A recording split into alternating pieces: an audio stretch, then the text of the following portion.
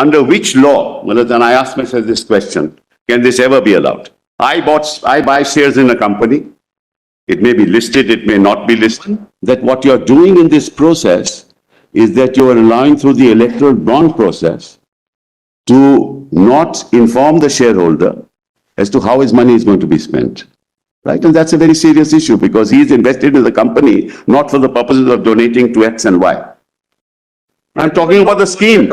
Please do not interfere. I'm talking about the scheme. I'm not talking about any instance. That's the law. He's just enriching the party. There are no spending requirements. There's no auditing requirement as to how the no accountability. Nothing. No accountability. Under which law, and I ask myself this question, can this ever be allowed? I buy shares in a company. It may be listed, it may not be listed.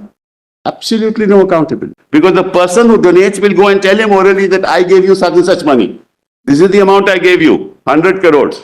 Only he will know that he gave. The anonymity would exist only if it was truly fungible. That's right. I make a donation of 10 crores to a political party through an electoral bond. The political party opens a current account and 10 crores goes into that account. Now that political party can actually give that money to the mainstream media channel and say, you propagate my ideology. Or give a present to somebody. Or do what you want to do with it.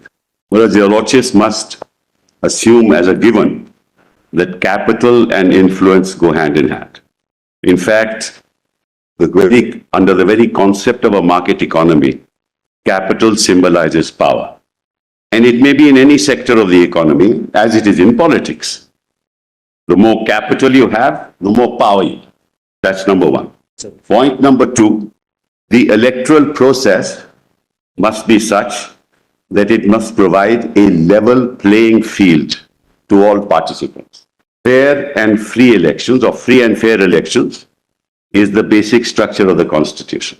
Concept number two. Yes. Concept number three, the moment you allow the corporate sector to donate, whether with transparency or without transparency, I'll come to that a little later, it is inconsistent with the concept of a corporate sector which is in the business of doing business. You have a memorandum of association which tells you what the objects of the corporation are. The shareholders put in their money to ensure that the corporation functions within the framework of the memorandum of association. Now you give the power through an amendment of this nature to allow shareholders' money to be used inconsistent with the memorandum of the association. It's a very serious issue. And without consultation and without the consent of the shareholder. But just one caveat, Mr. Sibal, which is that we are not here on the challenge to the legality of a law providing for corporate donations per se. Yes. That wider issue is not before. No, I agree. But the reason that's what Justice Chagla flagged, Chief Justice Chagla flagged even in 1958. He said there should be no corporate donation, but we are not really dealing with that. So I'm not on that. I'm not really into that area at all because 293 anyway allowed. Well, I'm not on that. So, I'm on what you said in the latter part of your formulation, without the consultation and the approval of the shareholders. That's the point. Yes. That's the point. That's why I said. Otherwise, the broader philosophical perspective that allowing corporate donations is really permitting some form of quid pro quo. No, Malad, I'm not on that because my learned friend we needn't go in that broad area here because in that sense, the moment we accepted 293, our society legitimized corporate quid pro quo. Malad, but there is an element of quid pro quo the moment you have corporate. Exactly, Malad. There's no doubt about it. That's why a large public limited company who makes a donation doesn't give it for charity. Exactly. Or for that's why I said capital and influence are Siamese twins. So we shouldn't really in that. I'm not going there, Malad. That's why I said that what you're doing in this process is that you are allowing through the electoral bond process to not inform the shareholder as to how his money is going to be spent. Right? And that's a very serious issue because he's invested in the company not for the purposes of donating to X and Y. That's the third concept. The fourth is even more important. This is nothing to do with the electoral bonds. if you ask me. It is donation to a political party to use the funds as they like. The nomenclature suggests electoral bonds means this is for the purposes of the election. There is nothing in the scheme.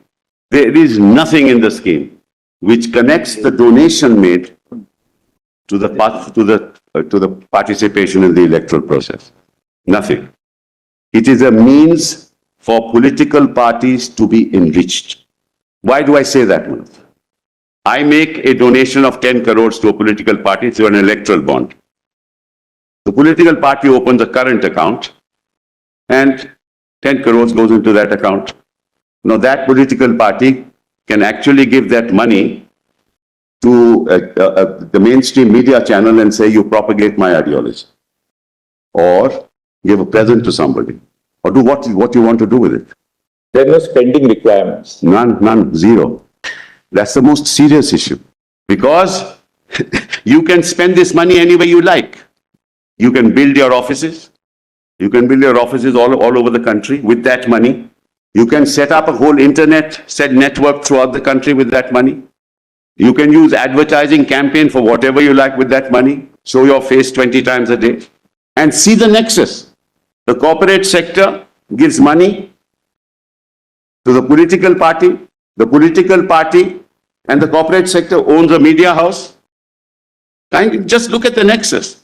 The corporate donor owns the media house. The corporate donor gives it to the political party. The political party uses the media house.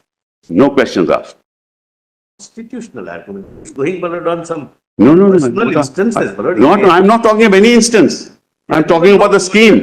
Please do not interfere. I'm talking about the scheme. I'm not talking about any instance. That's the law. We have a grievance. Electoral bond. This is a constitutional bench. But this is, of course, hopefully it is. Yeah, of course. I thought we were sitting before 5 judges. I thought I realized by now it is. Yeah, it is. Yeah, thank you. We got to know about it from you. The Article 14 argument. Yes, Millard. The scheme is wholly arbitrary. It has to be struck down on its terms. It has nothing to do only with elections and how you spend your money in the electoral process. What are you hinting at, Mr.? I'm sorry? What are you hinting at? Millard, you close the account, that's the end of the matter, Millard. You get the money, close the account, but That's it, and then you spend it the way you want. Well, this is not a scheme for well, I can understand. Well, quite frankly, I can understand the corporate sector being told that we impose a cess like education cess. You impose a cess on the corporate functioning of companies. With that cess, you have a capital, and capital you distribute in accordance with the representation in the Lok Sabha. So everybody has the same amount, and the same money can be used for that. What you are doing now is entirely different. You are saying you give me as much money as you want to give me. That Aziz argued, Mullah, that Your submission is this is not money for electoral participation, but money for enriching the political party. party, Yes. individual party. It's just enriching the party. There are no spending requirements. There's no auditing requirement as to how the No money is accountability. utilized, nothing. No accountability. Absolutely no accountability. What's the next point? The last point, but the fifth point, is that in fact it protects the nature of the scheme protects those who have committed a crime. I'll give you an example. Under the Prevention of Corruption Act, Mullah, Section 7 of the Prevention of Corruption Act, you give money to a public servant. Members of Parliament are public servants. Many members of the political party who are in the fray are public servants. Now, as your Lordship knows, under Section 7, you can also prosecute a person in anticipation of a favor, not just having granted a favor. So you give a donation, no questions asked, you get a favor, you cannot correlate one with the other, and I can't prosecute you. This is a scheme to protect criminals from being prosecuted. Just read Section 7 with me. This is also true under the PMLA. Because a predicate offense has been committed, it results in proceeds of crime. You'll never get to know. Rather than furthering the rule of law, it stymies it. That's the other Article 14 argument. You'll never know who bribed whom, how much was the bribe for, what quid pro quo was there. You'll never get to know. That there is quid pro quo, Mullahs, is in my first submission. That capital and influence go together. Mullahs, nobody can doubt that proposition, Mullahs. So in effect, through this scheme, you are trying to protect those people. Where the source of the money is, my learned friend has argued, I don't want to repeat anything that he has said. And let's see what is the scheme. If it's less than 2,000 rupees, it's cash. If it's more than 20,000 rupees, the name of the donor has to be given. And if it is electoral bonds, nothing. That's the 3 layers of the scheme. So while the donor's name will be given if it's more than 20,000 rupees, right? And so ordinary, ultimately, let's put it this way. This constitution is for the citizens of this country to participate in the election. The corporate sector is not a voter. The citizen is the voter. The citizen is entitled to contribute. If he gives more than 20,000 rupees, his name will be there. But the corporate sector, who is not a citizen, can donate 10 crores, 100 crores, his name will not be there. What's the rationale for that? I, as a citizen's name, it will have to be disclosed. So, is the corporate sector is being granted a privilege over a citizen of this country? That privilege of anonymity? How is he more privileged than a citizen who is at the heart of the Constitution of India? How is he being given a preferential treatment? Why? Because you want to enrich yourself through this scheme. And enrich yourself because you're in power. Whereas the opposition may be in power in a state. They will also enrich themselves. This is not political. Because all business will actually be attracted towards this scheme because this is one way of getting access. I just pardon me for saying so from personal experience. If people donate, we know who is donated. He will give me a call and say, sir, I want to come over. I will hear him. But if I don't know his name who is donated, I won't listen. How many calls will I answer? So you get access, straight away you get access. And all this anonymity that we're talking about is really not anonymous. Because the person who donates will go and tell him orally that I gave you such and such money. This is the amount I gave you, 100 crores. Only he will know that he gave. The anonymity would exist only if it was truly fungible. That's right. In which case, if it's truly fungible, like a demat account, in which case, you give it to, say, the election. Then it's anonymity. And then it is, then it becomes anonymous. That's right. Now it is not. In fact, it is not anonymous if you ask me. That's my summation. Because I have given 100 crores, I know that I bought a bond.